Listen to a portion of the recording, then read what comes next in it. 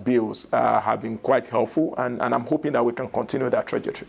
E-Naira move was a bold, fast move, I must say. The number of countries that are actually proposing and working, including our neighboring Ghana, neighboring friend Ghana, they're also planning their own digital currency, and it was quite pleasing to see Nigeria having that early mover advantage. Although early move also comes with its teething issues, you move first ahead and you're learning, how to tweak things.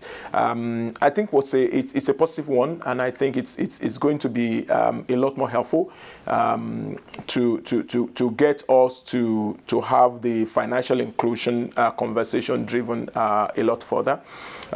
One particular point that I think could also probably be looked into again is that if you look at the E-Naira, you still require to use your NIN or BVN as part of the variables you need to be able to do that. And I was just thinking that if the whole conversation around financial inclusion is actually thought more deeply, you realize that those who have BVN and NIN are probably almost already financially included. So isn't it possible for us to be able to plan a lot more around variables outside those two? Say, for example, the mobile number NCC, which has greater penetration and greater reach. There are probably a lot more people with mobile number and NCC registration than you have for BVN and than you have for NIN. So maybe that's probably one way to drive the financial inclusion conversation a lot further. But overall, we will learn as we move along, and I think it's a bold right move. We need to be able to rethink how we grow our non-oil taxes and increase our tax to GDP ratio. We're probably one of the lowest around the world. And it's not just tax to GDP ratio. I stumbled on a report by the World Bank and that says total revenue to GDP is perhaps the lowest in the world. We sit at about, I think it was 115 out of the 115 countries that were surveyed in that particular report. And our tax revenue is a critical, element to that.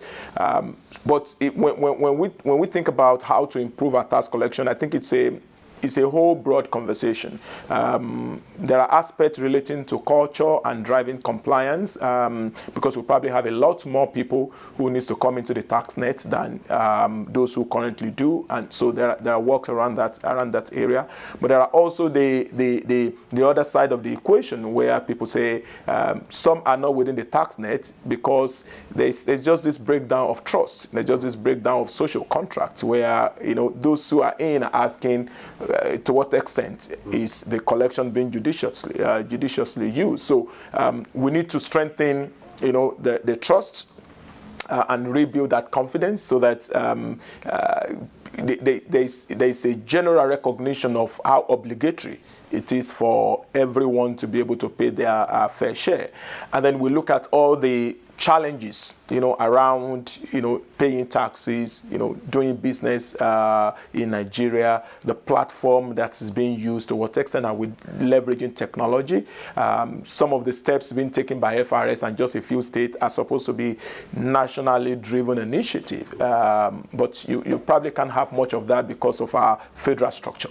Right, so you have the federal government, you have each of the 36 state and federal capital also having their tax agencies and tax collection. So if we have the same measure, being adopted at the center by the FRS and by a few states like say Lagos State and a few other states, if that is spread across all of the 36 states, we'll have a significant change in the total collection. So we need to deploy a lot more technology and a holistic technology.